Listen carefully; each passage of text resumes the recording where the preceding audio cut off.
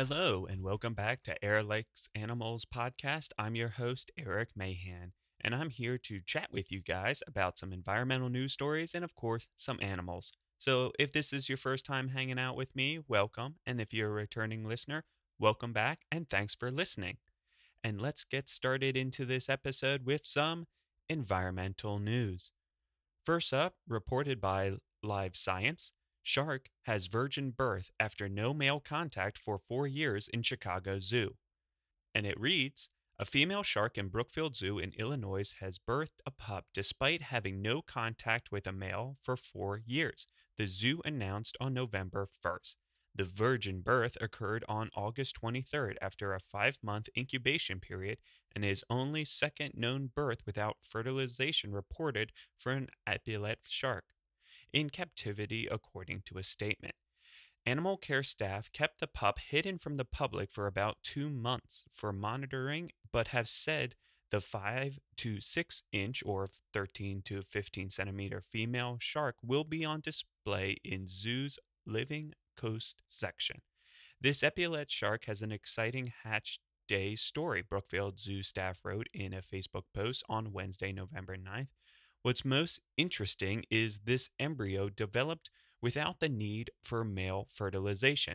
This process, known as parthogenesis, is a relatively rare for complex vertebrates like sharks. Parthogenesis, meaning virgin creation in Greek, is a type of asexual reproduction in species that would usually reproduce sexually. It has been observed in birds, sharks, lizards, and snakes in captivity, and in June, scientists recorded the first ever virgin birth in a crocodile. The females of species capable of parthogenesis can produce eggs that contain all the genetic information needed for reproduction. Mammals cannot reproduce asexually because mammals, including humans, require certain genes to come from sperm. The pup's mom arrived at Brookfield Zoo in 2019 from the New England Aquarium, where the first known virgin birth of an epaulette shark has been reported. Since then, the female has been housed with a male. She reached sexual maturity last year at age 7, staff said in a statement as she began to lay 2 to 4 eggs every month. One of these eggs developed into an embryo without being fertilized by a male's genetic material. Shark pups produced parthogenetically can be very delicate, Mike Mazzles, a lead animal care specialist at Brookfield, said in a statement. But the newborn appears to be healthy, he said. We are happy to report that our epaulette pup had been eating well on her diet of finely chopped capelin, minced squid tentacles, and other finely chopped seafood. We are looking forward to guests being able to see this pup. Epaulette sharks are mostly nocturnal and can grow about 3.5 feet or 1 meters long, according to the Australian Museum.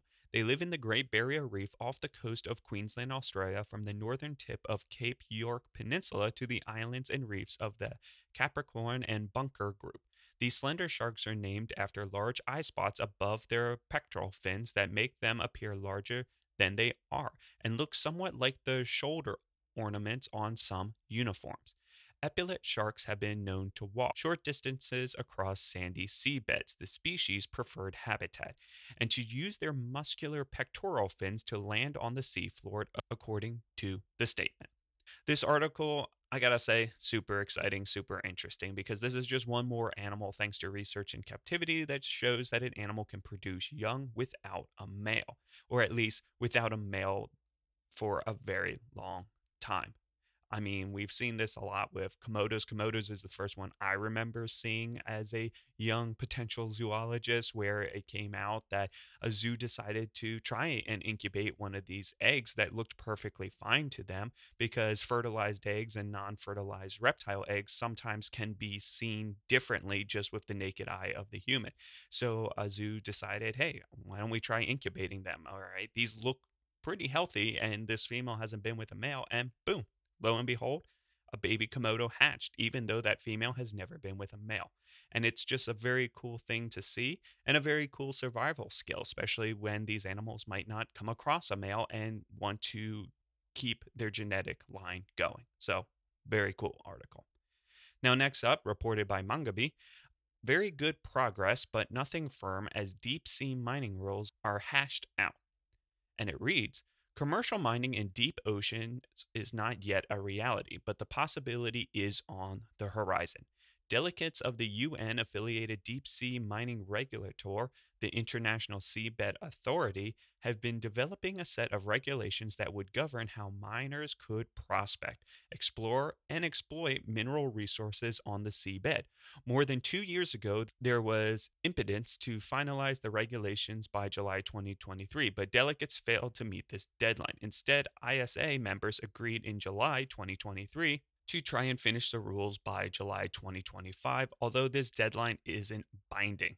Between October 30th and November 8th, representatives of the 36 member states of the ISA Council met in Kingston, Jamaica to continue work on these rules.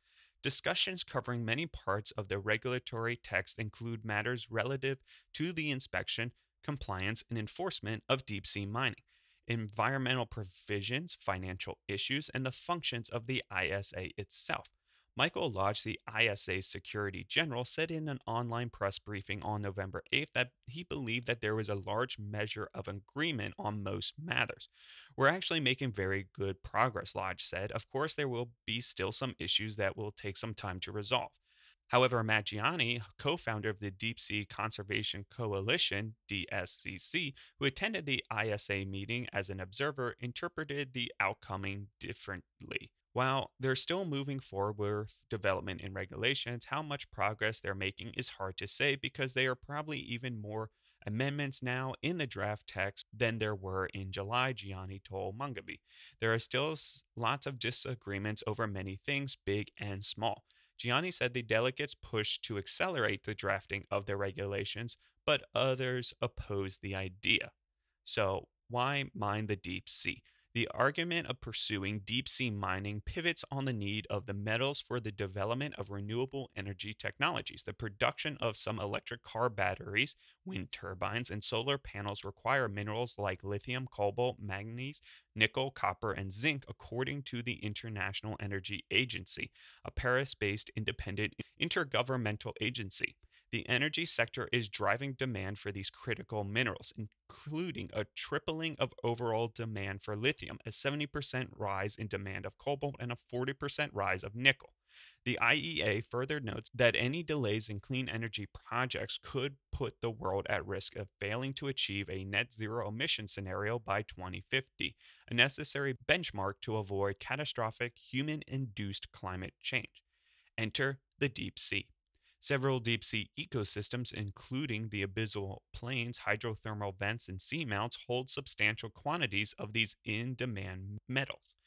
Currently, most mining attention in the deep sea is focused on the Clarion Clipperton Zone (CCZ), a 6 million square kilometer or 2.3 million square mile area of the ocean between Hawaii and Mexico, whose seafloor is scattered with billions of tons of polymetallic nodules, potato sized rocks that hold metals like cobalt, nickel, copper, and manganese. In 2021, the Pacific island nation of Nauru, which sponsors Nauru Ocean Resources Incorporated, or NORI, a subsidiary of the Canadian firm The Metals Company, triggered a 2-year rule that urged the ISA to finalize its regulations by 2023 or issue a exploration license which whatever rules were in place by then. While the 2 years lapsed while the ISA finished the regulations and without Nori applying for the exploitation license, TMC is still pushing for the start of deep sea mining in the near future. TMC, which is one of the biggest license holders in the CCZ, argues that mining the deep sea would be less destructive to biodiversity and less polluting to the environment than mining on land for the minerals it says are necessary for the energy transition. Additionally, the company says it has conducted extensive research to ensure that its proposed mining operations would cause minimal harm to the marine environment. However, critics such as scientists, conservationists, and activists say deep sea mining would cause substantial damage to the marine ecosystem, triggering a cascade of extinction of species, many of which have not yet been identified by science. Phew! Long article, and actually, there's still a lot more to it. So check out the link below. But I really wanted to kind of share about this since, after all, the first animal I ever talked about on this podcast, the scalyfoot gastropod, had its main conservation issues being the threat of deep sea mining could cause. So it's kind of nice to see that the UN and all these other regulation groups are trying to jump in and create all these different regulations to ensure that we don't lose all these creatures forever due to deep sea mining, especially since all this deep sea mining is in fact being driven by more greener practices. You don't want to trade one benefit for another. So it's nice to see that they're trying to figure all this stuff out. And then finally, reported by Conservation International, in an undisturbed cave, expeditions find microbats once thought lost. And it reads, the Pacific sheath-tailed bats are vanishing across Oceania. Weighing almost a quarter, these unique microbats were once found roosting in the overhanging cliffs, lava tubes, and limestone caves of Guam, Tonga, Samoa, and American Samoa and Vanuatu, but they gradually disappeared from one island after another, even dwindling in mere hundreds in the last stronghold in Fiji. By any accounts, this species was hurtling towards extinction. But recently, that all changed. One of the Fiji's least visited islands, an expedition led by Conservation International, made a remarkable discovery: a cave containing thousands of Pacific sheath-tailed bats.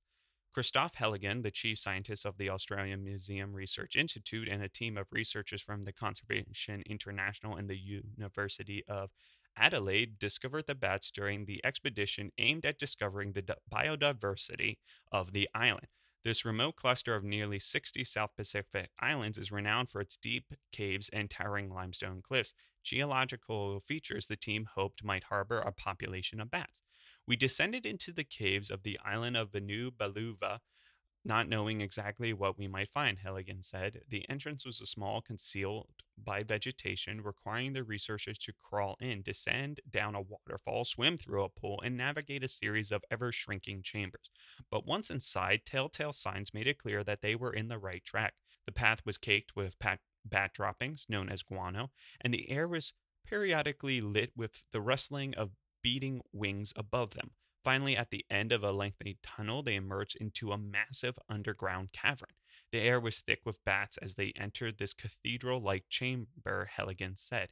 Every direction I turned, I could see them moving through my torchlight. Helligan conservatively estimated that the population in the caves hover at approximately 2,000 to 3,000 bats, making it one of the largest bat roosts of any species across the entire South Pacific. We also found that the bats in a number of other caves, Helligan said. This is a really hopeful sign that the Lau Islands are still a stronghold for the species. We have the local communities to thank for that. Bats have been an integral part of the culture and culinary heritage of the South Pacific for generations. In various regions, people collect bat guano as nutrient-rich crop fertilizer and hunt bats as a source of subsistence. Nevertheless, these practices can have detrimental consequences for bats in their cave habitats. Helligan suspects that these activities may have contributed to the disappearance of the Pacific sheath-tailed bat from entire island archipelagos. We don't see anything like this happening in this cave, he said.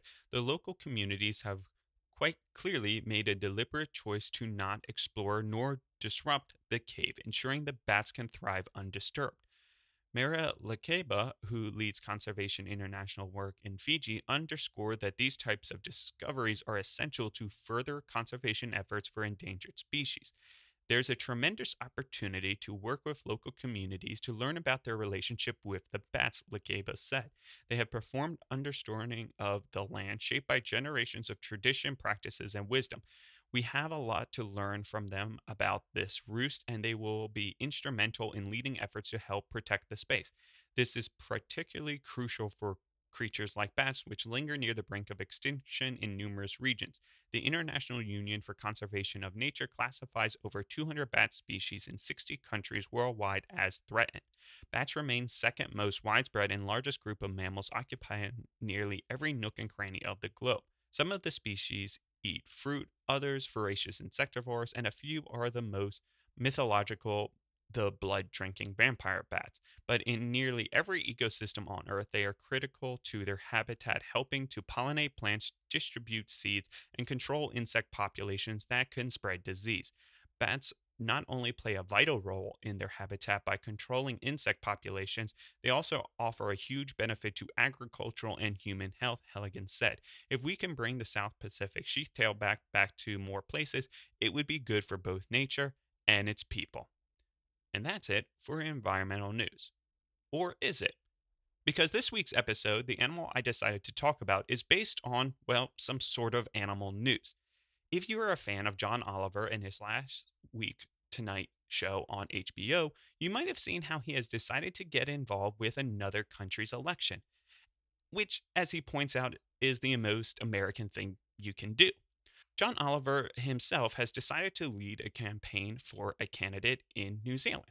A candidate, that is, for the Bird of the Century competition hosted by Forest and Bird, a group based out of New Zealand, who normally holds a Bird of the Year competition, but for their 100th birthday, they decided to up the ante with Bird of the Century.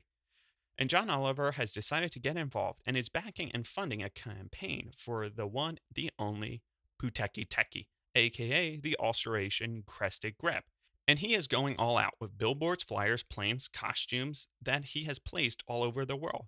Because you do not actually have to live in New Zealand to vote for this bird. In fact, as long as you have an email, you can participate. Or so you could, because the competition is actually over. So John Oliver needed to pick the Pūtēkeke to win. And not just to win, but to win in a landslide. So, prediction based on the count so far, it is, of course, a record turnout. 6 digits at least count so far, making it one of the highest voted bird competitions in the organization's history. So, it hasn't quite been announced yet who has won, but most likely when this podcast is released, it will. And let's be honest, it most likely is the Pūtēkeke. So, in honor of its most likely victory, and of course, in honor of a very fun competition that in the end is there to help out get all these native New Zealand birds known, let's talk about the Pūtēkeke. Now, in the enchanting waters of New Zealand's southern lakes resides a creature that defies the ordinary with its majestic appearance and quirky antics, the Australasian crested grebe, aka the Pūtēkeke.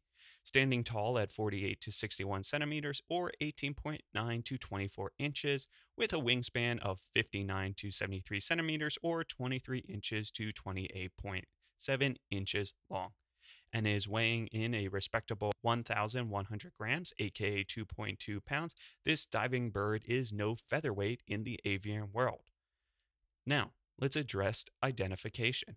With their long necks, fine black bills, and distinctive headwear, these crested grebes might be mistaken for waterfowl or shags from a distance. Females, however, have their own flair with more weight above their eyes and a shorter bill. And unlike their European counterparts, Australasian crested grebes maintain their full breeding plumage year-round, making them the fashionistas of the bird world. A slender-necked, sharp-billed wonder with a head adorned by a black double crest and cheek frills that flaunt a fashionable blend of bright chestnut and black. Or, as John Oliver referred to it, if Polly D from the Jersey Shore fucked a swan, as he described. If that's not enough to catch your eye, imagine witnessing its complex and downright bizarre mating displays. It's like a feathery fashion show in the heart of these lakes. The Pūtēkeke, the ballerinas of the bird world, captivating us with their avian tango on the water. But why do they dance, you may ask? Well, it turns out it's not just for the sheer joy of it, though I'm sure they get a beat in their webbed feet. Firstly, many of these grebes have already found their soulmates on their wintering grounds. It's only when they roll up to their chosen breeding lakes that the real dance floor action begins. For their intricate displays of dance are not just for impressing each other, but actually securing prime real estate in the aquatic world of their growing family.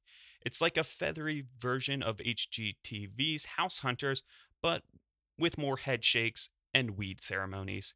For early on their courtship, these grebes are loud neighbors in the avian neighborhood. Their braying calls cutting through the crisp air. Not only do these calls serve as couples' communication tools, but also an avian keep out sign to other grebes eyeing their territory. Now, as for their courtship display, picture this: two crested grebes facing each other with necks held high, engaging in elaborate head shaking and head plume shuffling routine. It's like they're rehearsing for a high stakes ballet. Their head tossing might even escalate into a bit of bob preening and a Greb stylish curtsy, if you will.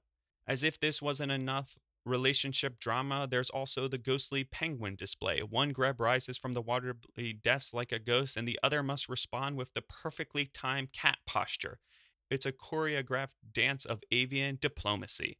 But wait, there's even more. Enter the weed ceremony. After all the head shaking, bob preening, and ghostly apparatus, the Grebs dive below the surface to fetch a green prop.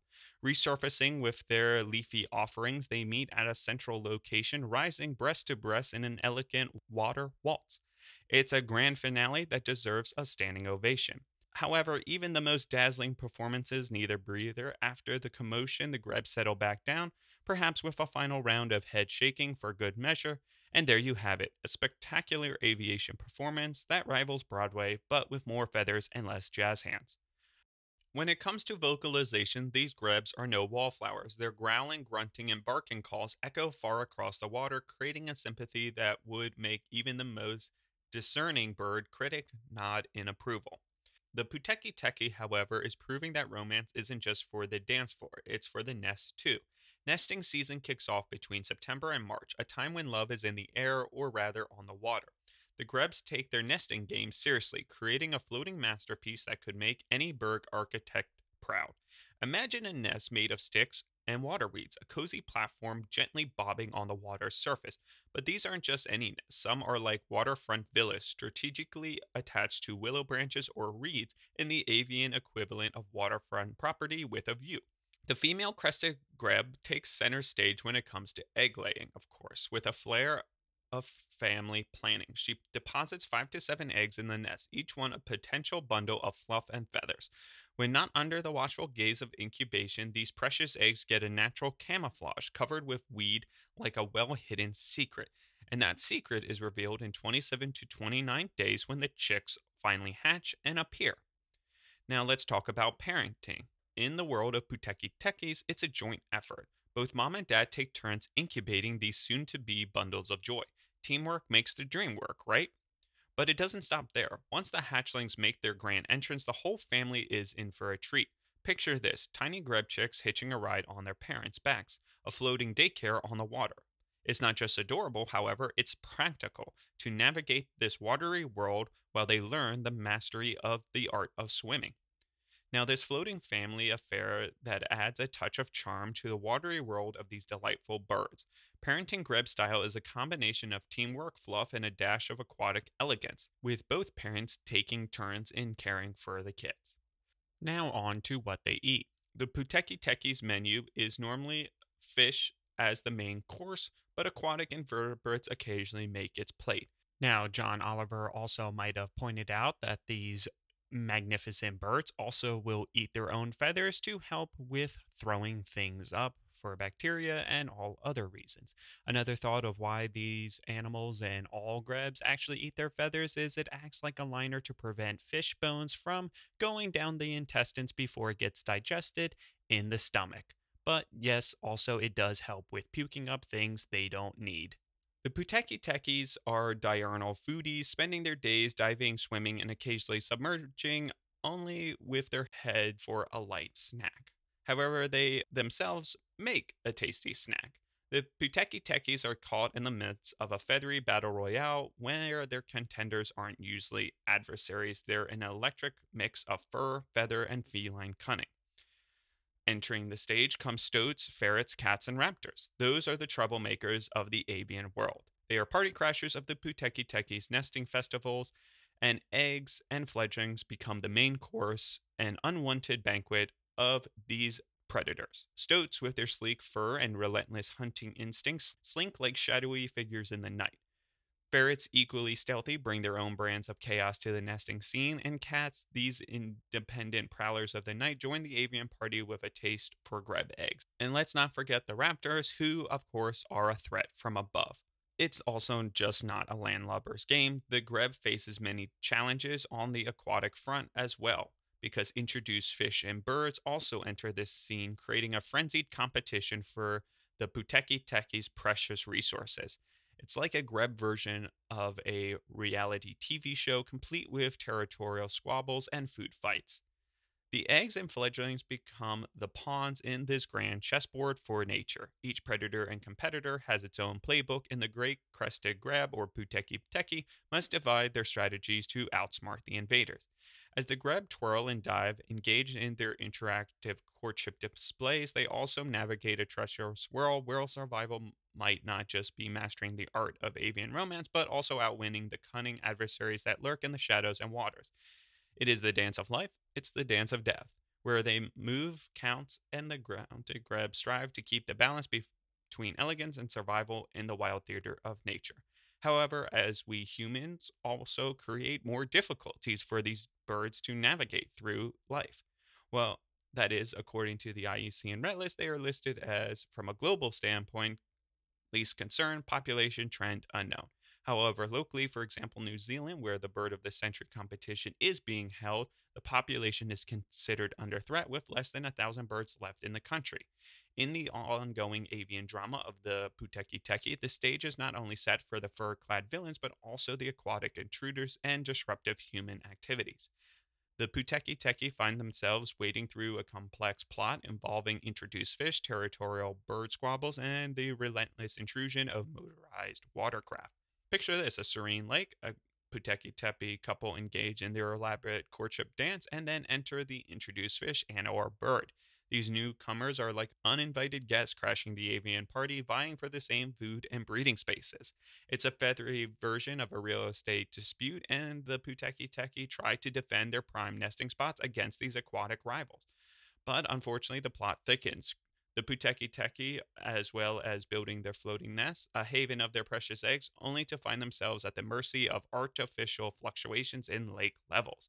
It's like the Pūtēkeke are playing a game of musical chairs with their homes, sometimes standing, sometimes flooding, and always at the whim of human engineered water changes. Draining lakes and flooding due to human development, droughts due to global climate change are all leading in the destruction of their watery home. And if that weren't enough, due to the disruptive entrance of motorized vehicles. These noisy neighbors not only have the audacity to swamp the nest and destroy the eggs, but their roaring engines also create a sound that sends shivers down the crest of these elegant birds. The once tranquil lake becomes a chaotic scene, scaring parents and chicks away, leaving the Pūtēkekes left vulnerable to the elements and, of course, optimistic predators. The noise, the disruption, and this destruction is a challenging script for the great Pūtēkeke. Will their pirouetting pass these challenges and continue gracing the lakes with their elegancy?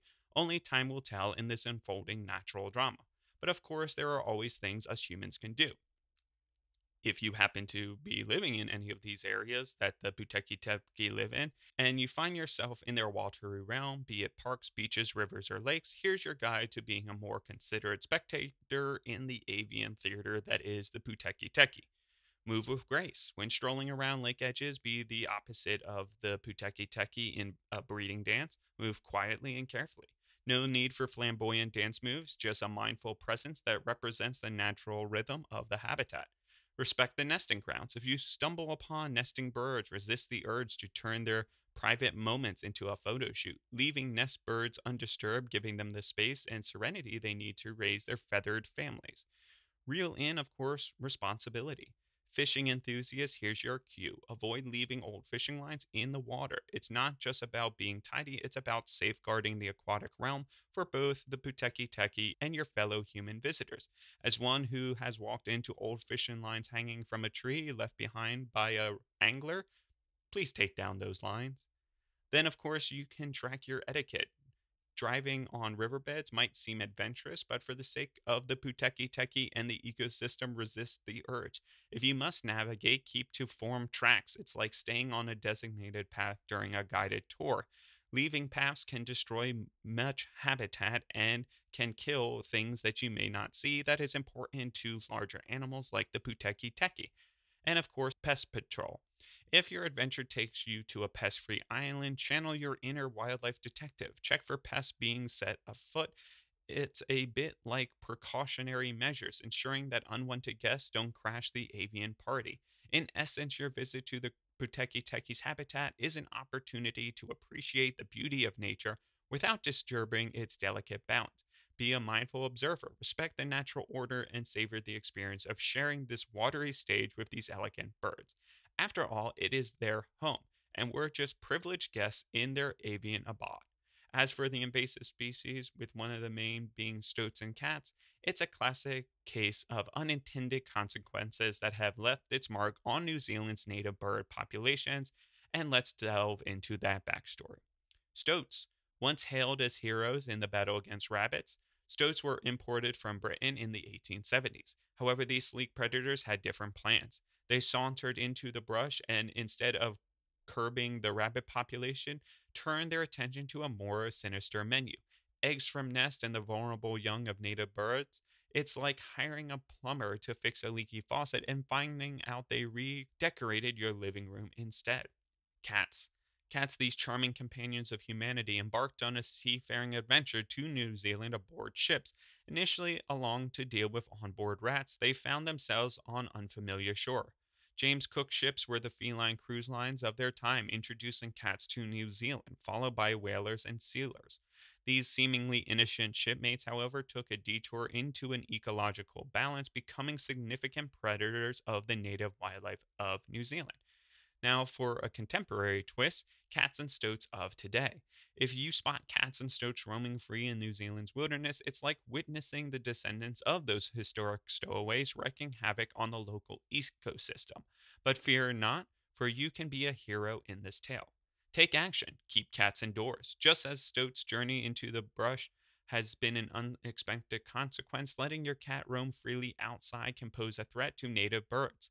Keep your feline friends indoors or provide them with enclosed outdoor spaces if you must. You may also be a wildlife detective. If you spot cats or stoats prowling where they shouldn't be a vigilant observer. Contact local wildlife managers to report these unwanted guests. They can set up traps and remove these intruders, helping protect New Zealand's unique biodiversity. Now, this is an ongoing saga, of course, of introduced species, but your role as a responsible pet owner and wildlife advocate is crucial. By curbing the outdoor adventure of your feline companions and alerting authorities to the presence of stoats and cats in the wild, you are becoming a guardian of New Zealand's natural heritage. It's a modern twist to an age old tale, a tale where humans take the stage as stewards of the land and protectors of the native fauna. And if you help with this, and you too can be a hero, to most likely the winner of the Bird of the Century, none other than the New Zealand Pūtēkeke.